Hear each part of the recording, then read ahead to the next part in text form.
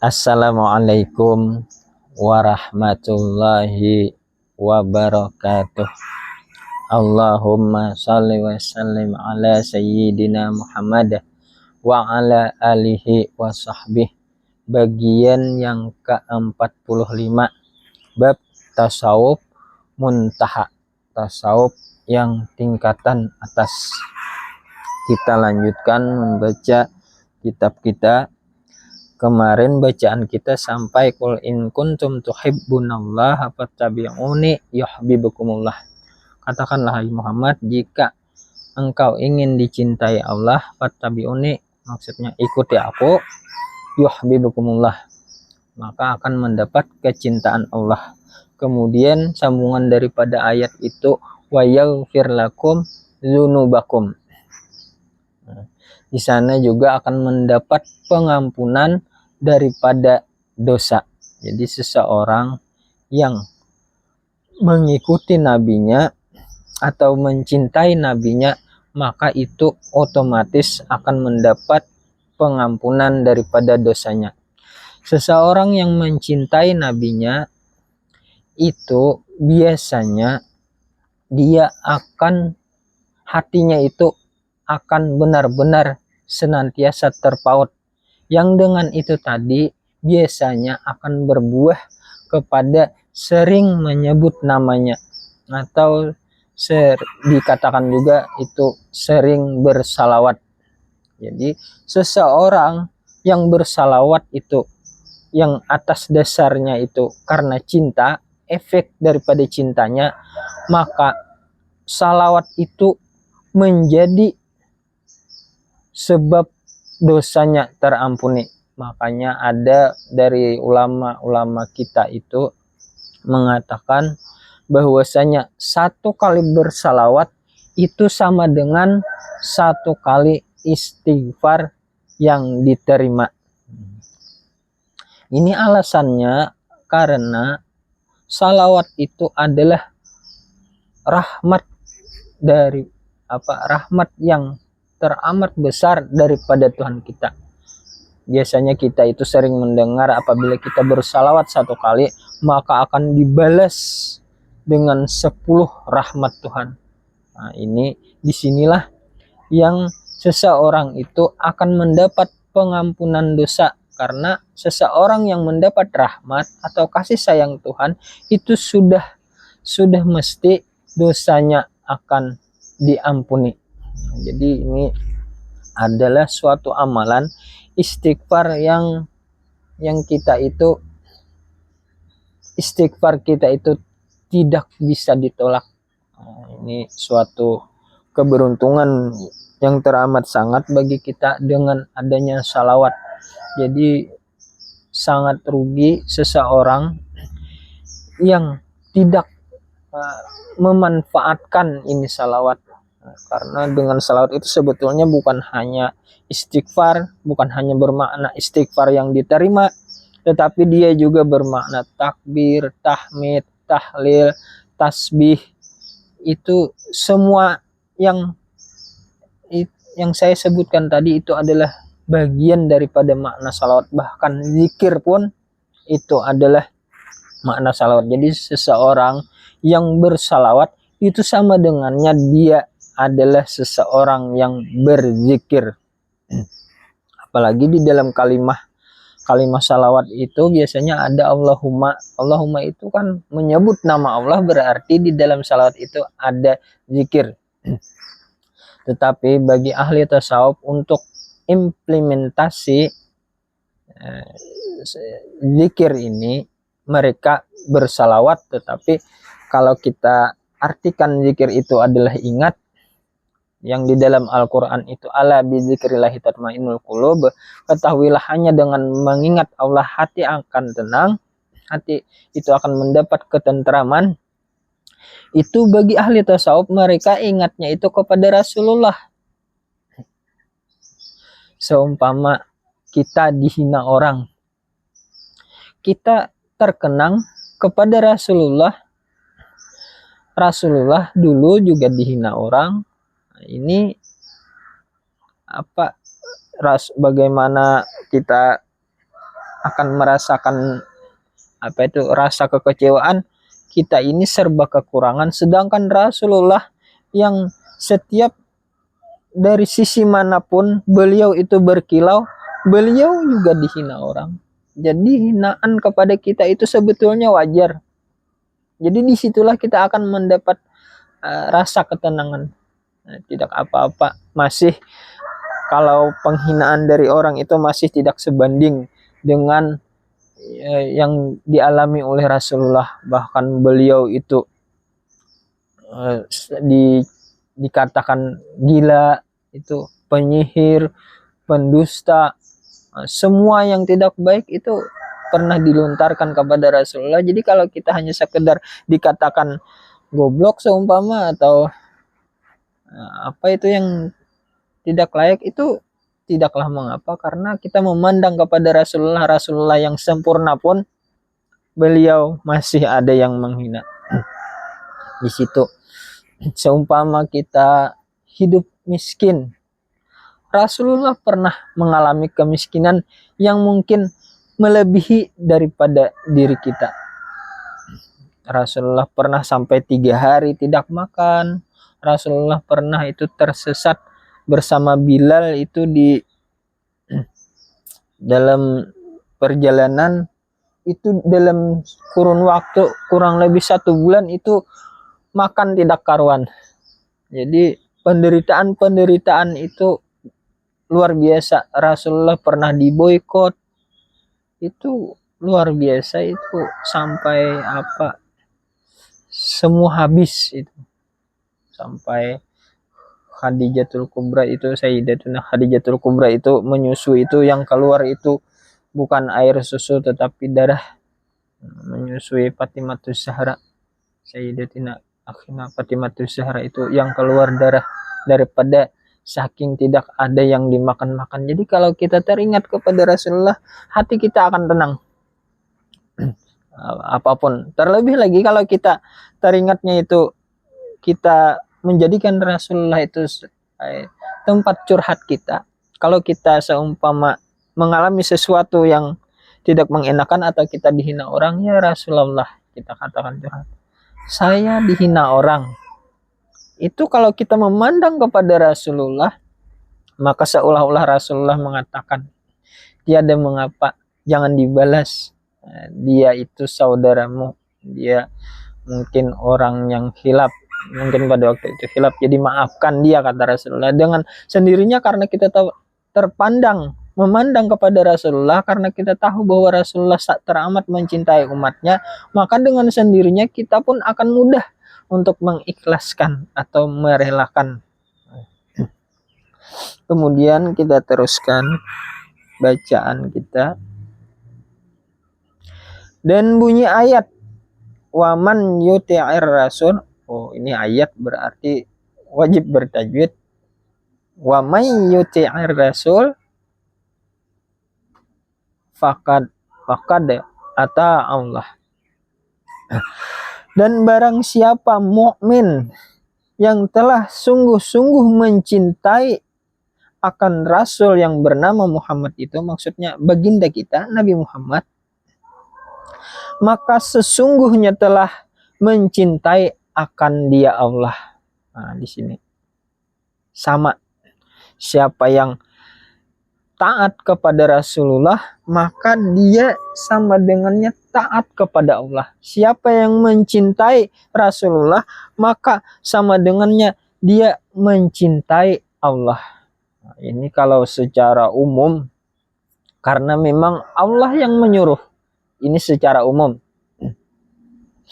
Tetapi secara khususan, terlebih lagi di bab tasawuf ini, tasawuf muntaha, ini bukan sekedar lagi Allah yang menyuruh, tetapi alasannya adalah bahwasanya beliau adalah mazhar daripada wujudnya Allah. Itu. Ini langsung. Jadi mencintai mazharnya, nah, ini mazharnya Allah, wujudnya Allah, ini langsung. Tapi secara umum karena memang Allah yang menyuruh. Jadi kemarin saya katakan mencintai Rasulullah ini mesti 100%. Jikalau 100%, lalu sisanya di dalam hal mencintai Allah itu berapa persen? Supaya apa itu? Kalau full berarti tidak ada untuk bagian Allah. Karena memang kalau kita mencintai Rasulullah 100% seumpama dari persen yang full itu, maka ini sama dengannya mencintai Allah 100%. Karena dia mazhar. Jadi yang pertama dulu kalau kita mau meniti jalannya, Rasulullah itu bukanlah saingan daripada Allah. Itu bahasa umum.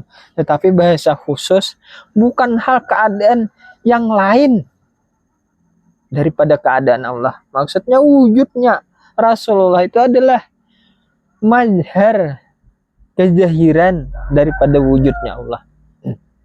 Di sini ahli tasawuf itu. Tetapi kalau kita kemarin di bab tauhid kita itu untuk mazharnya adalah kepada diri kita. Ini beda. Disinilah perbedaan antara ulama tauhid dengan ulama tasawuf.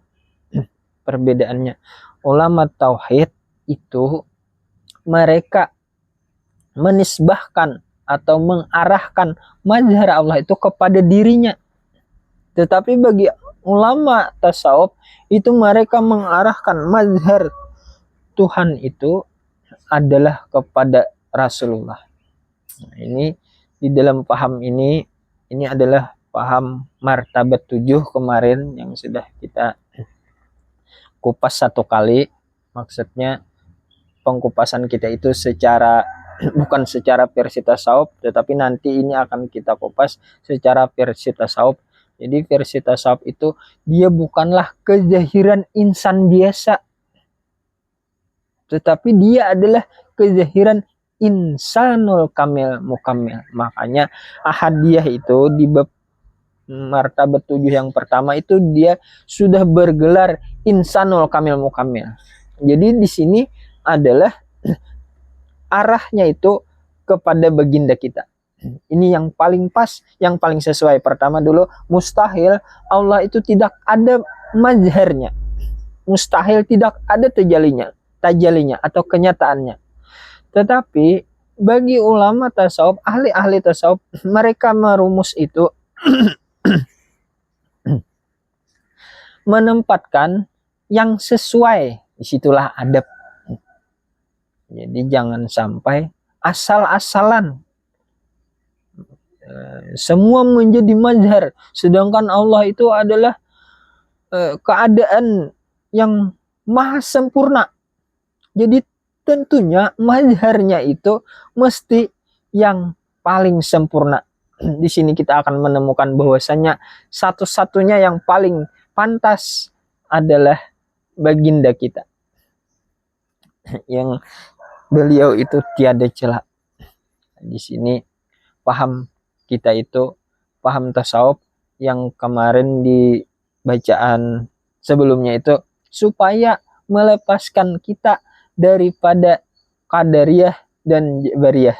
Qadariyah dan jabariyah ini semisal kalau kita menisbahkan mengarahkan tajalli daripada Allah itu kepada diri kita, itulah yang dinamakan jabariyah. Itulah yang disebut dengan qadariyah kedudukannya. Di sini biasanya ada efeknya yang tidak bagus. Oh, kalau diri ini adalah wujudnya Allah, adalah mazharnya Allah, adalah tajallinya Allah. Oh, berarti apa-apa yang artinya di dalam perbuatan ini, walaupun melanggar hukum, biasanya itu jabariyah itu begitu, dia akan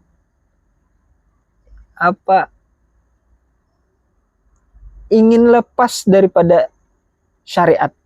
Disinilah biasanya banyak yang sepaling tidak dia akan mengabaikan syariat yang dibawa Rasulullah. Tetapi kalau kita mazharnya Allah itu kepada Rasulullah, di sini kita akan ada keterikatan dengan syariat yang dibawa oleh Rasulullah.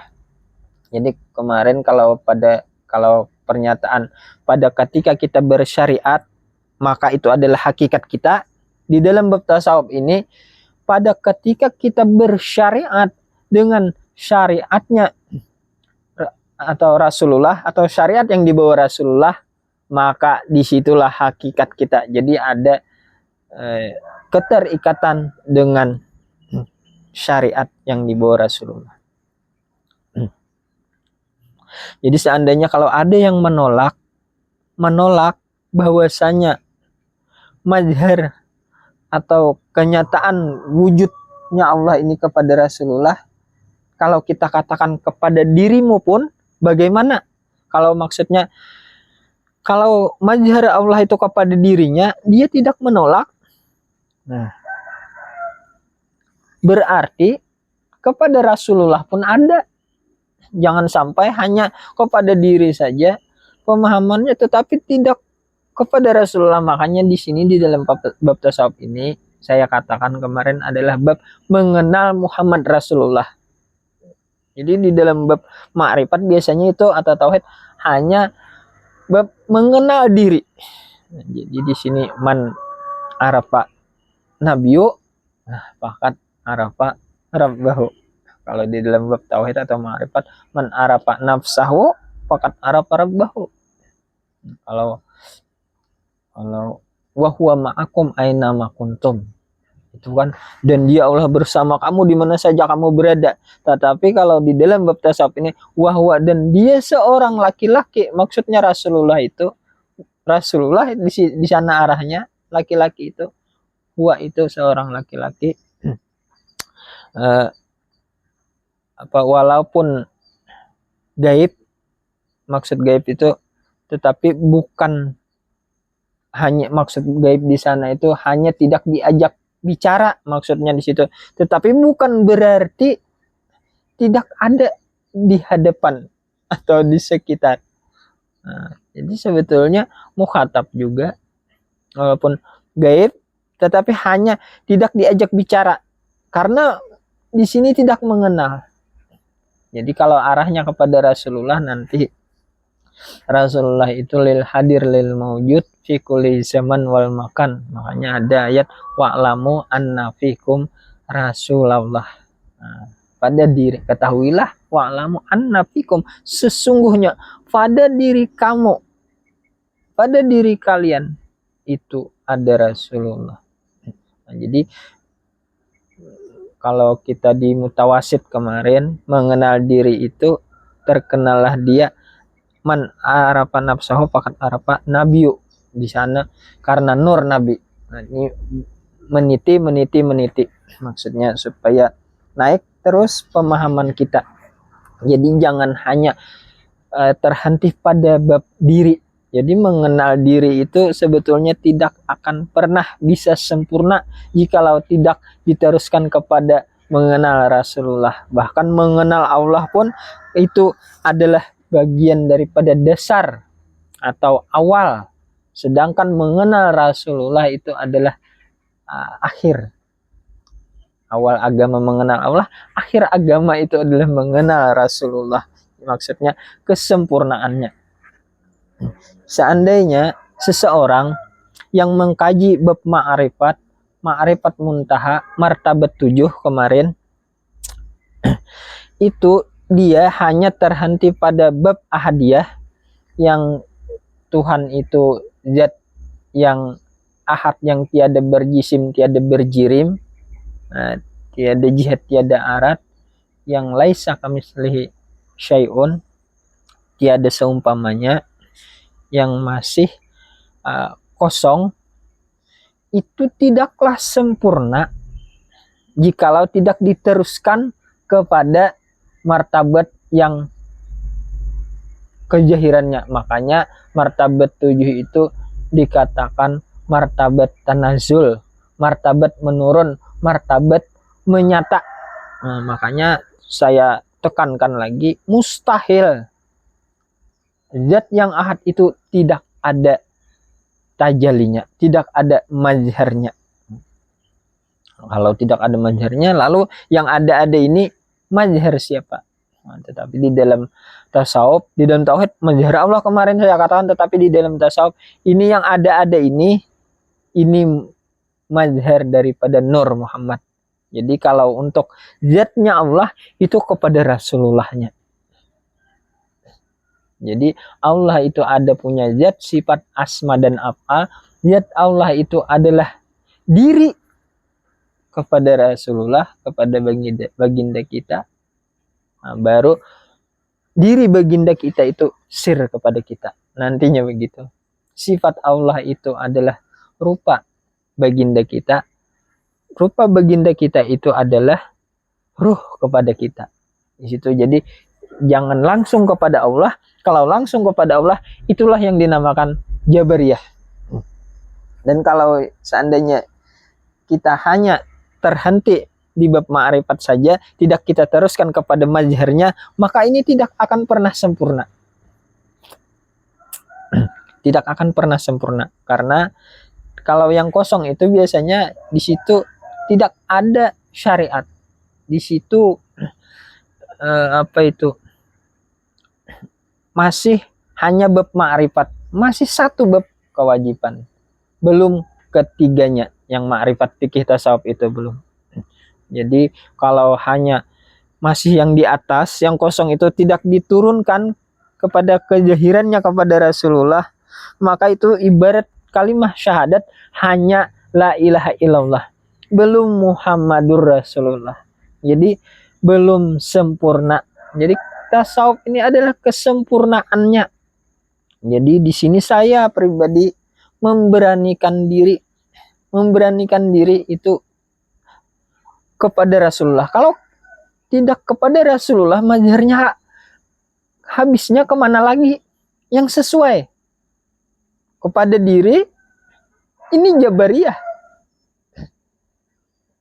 Ini wujudnya Allah, Jabariyah itu. Jabariyah tidak sesuai. Kalau kepada Rasulullah di sana nanti berarti Rasulullah itu pimpinan bagi kita. Senantiasa Rasulullah itu di depan dan dijadikan imam. Tidak bisa kita setara karena memang dari segi bahan pun beda. Kita dengan Rasulullah itu beda. Makanya Rasulullah itu bersabda, ana minallah wal mu'minuna minni.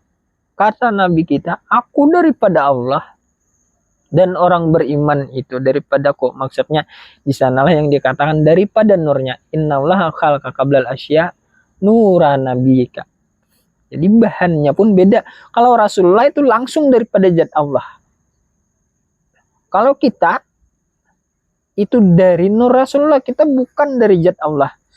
Sinilah yang menjadi perselisihan paham antara ulama tauhid dengan ulama tasawuf. Bahkan dikatakannya kalau kepada Rasulullah itu belum sampai katanya. Itu sebetulnya orang yang tidak mengerti perjalanan ilmu, urutan-urutannya. Makanya di sini saya katakan bagian yang kesekian, bagian 45. Ini supaya tahu pengkajian kita ini adalah pengkajian yang berurutan dari awal. Jadi bukan sengaja memang hukumnya ma'rifat itu letaknya di awal.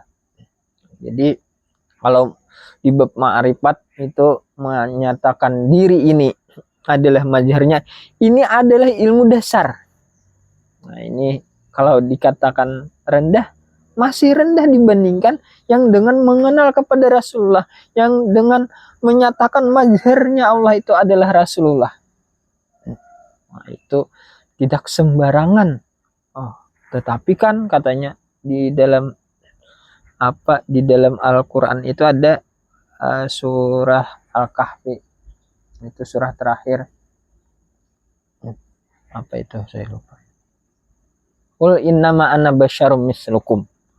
Katakanlah hai Muhammad bahwasanya kamu itu adalah manusia biasa. Itu sebetulnya itu satu sisi saja. Satu sisi kemanusiaan beliau adalah insan basyariah. Tetapi di sisi yang lain, beliau adalah insan rabbaniyah. Sebagaimana kita kemarin ada, saya katakan adalah insan jasmaniyah, ini insan apa, manusia biasa, tetapi rohani kita adalah insan rabbaniyah. Tetapi itu adalah pengenalan dasar. Tetapi untuk kesempurnaannya itu kepada Rasulullah. Jadi yang dikatakan hamba pun sebetulnya, makanya kan martabat 7 itu yang menjadi dasarnya adalah khataman nubuah Allah wahdah, tentang kesatuannya, tentang keesaannya, la syarikalah, yang di sana itu tidak akan ada lagi kemarin sekutu. Dengan ma'rifat mengenal ainul-zat itu tidak akan ada lagi kesyirikan, karena semua itu keadaannya tetap, yaitu keadaannya tidak ada yang lain menyertainya. Yang ada ini adalah majhernya dengan melalui perantara nurnya. Kemudian Muhammad dan abduhu, Muhammad itu adalah hamba. Jadi yang dimaksud hamba itu sebetulnya bukanlah kita. Kalau dikatakan hamba itu adalah baginda kita, itu bukan kita sebetulnya. Makanya di dalam bab tasawuf mutawasid kemarin kita sudah fana kepada nurnya. Jadi yang ada ini nurnya, tetapi di dalam muntaha ini mestinya ditingkatkan lagi kepada Rasulullahnya.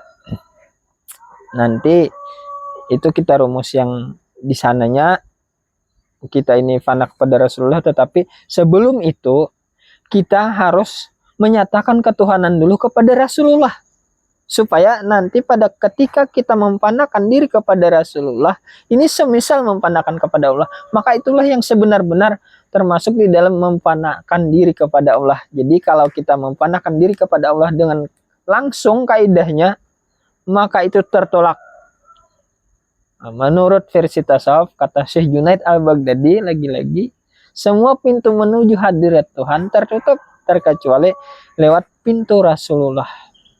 Itu imam tasawuf kita. Ini sering saya katakan, saya ulang-ulang.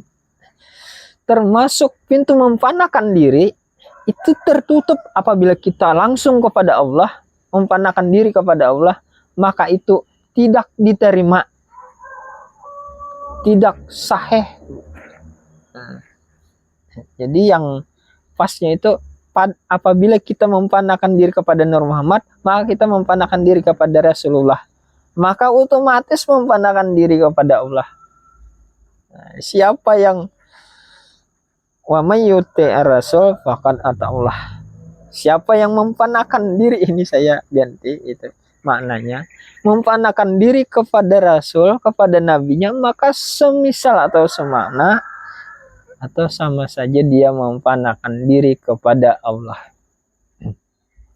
Yang dengan memfanakan diri kepada Rasulullah ini, di sanalah kita itu ada keterikatan dengan syariatnya. Tidak bisa kita memfanakan kepada Rasulullah kalau kita bertentangan syariatnya. Bahkan ada yang di luar daripada yang maksudnya yang terbatas itu, yaitu kesemuaan itu adalah senantiasa membina akhlak kita. Di situ kita mengkaramkan diri kepada Rasulullah. Jadi tidak hanya secara yuzunya, tetapi mengkaramkan itu semuanya, sampai ke perangai-perangainya, tabiat-tabiatnya. Disitulah kita yang masuk menyempurnakan diri kita. Makanya tasawuf itu dikatakan ilmu kesempurnaan, karena memang dia itu menjahirkan Rasulullah pada wujud diri kita.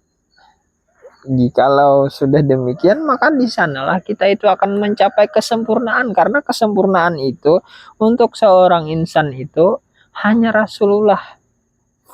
Nah, hanya Rasulullah yang sempurna. Selain daripada Rasulullah tidak ada yang sempurna. Jadi kalau kita untuk menyempurnakan diri kita, kita menisbahkan diri kita kepada Rasulullah, menenggelamkan diri kita kepada Rasulullah. Jikalau ada cerita, itu cerita Rasulullah saja yang ada. Jadi disinilah yang dikehendaki daripada ahli tasawuf itu bukan hanya sekedar bertuhan, tetapi memang memahami tujuan daripada bertuhan itu untuk apa. Kita dijahirkan itu untuk apa sebetulnya. Jadi untuk membawa atau menghidupkan kembali Rasulullah ini dengan adanya diri kita. Disitulah setinggi-tinggi makam.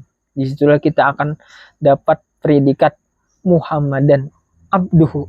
Disitulah sebetulnya hamba, yaitu fana kepada Rasulullah. Tapi nanti ada, ini masih sebetulnya ini masih bab cinta. Ini karena berhubung waktunya, nanti kita sambung lagi. Saya sudah janji hanya 30 menit. Mudah-mudahan kita pengkajian kita ini sampai selesai. Belum tahu juga nanti apakah sekitar 50 atau 55, tapi mudah-mudahan selesai. Ya, jadi kalau yang lebih bagusnya itu cek urutannya dari awal sampai akhir. Jadi berurutan mengkajinya itu, jadi tahu oh ini yang di awal, ini yang di akhirnya, ini yang kesempurnaannya, ini yang menjadi dasarnya, ini pelepas daripada syiriknya. Jadi itu kita itu berjalan itu tidak ibarat mengkaji ilmu itu kita mengerti seluk beluknya permasalahannya dari awal sampai akhir. Salah hilap mohon maaf. Billahi taufik wal hidayah. Assalamualaikum warahmatullahi wabarakatuh. Allahumma shalli wa sallim ala sayyidina Muhammad wa ala alihi wa sahbihi